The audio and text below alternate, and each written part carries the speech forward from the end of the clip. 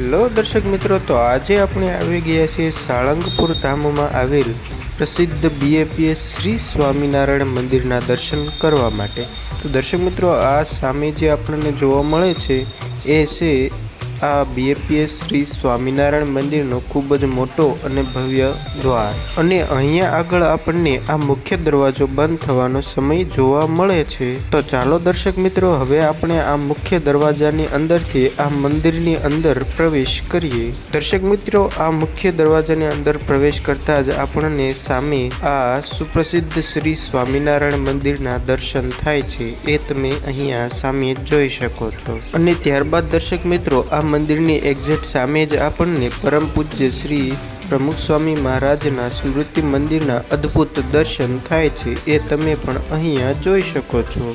અને ત્યારબાદ દર્શક મિત્રો, આ છે મંદિરનું 360 ડિગ્રી વ્યૂ, એ તમે અહીંયા જોઈ શકો છો। અને મિત્રો, આ છે મંદિરનો દરવાજો, અંદરથી આપણને કંઈક આવો જોવા મળે છે।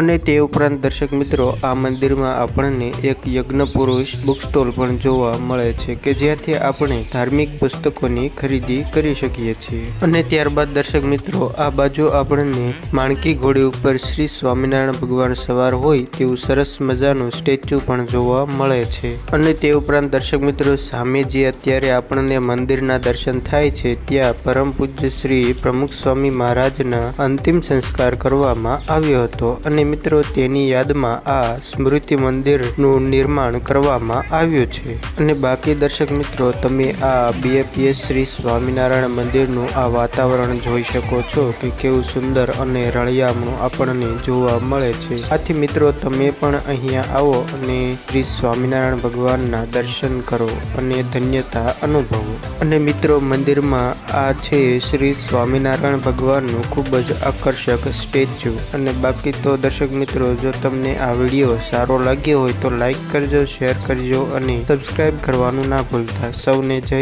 શ્રી સ્વામિનારાયણ।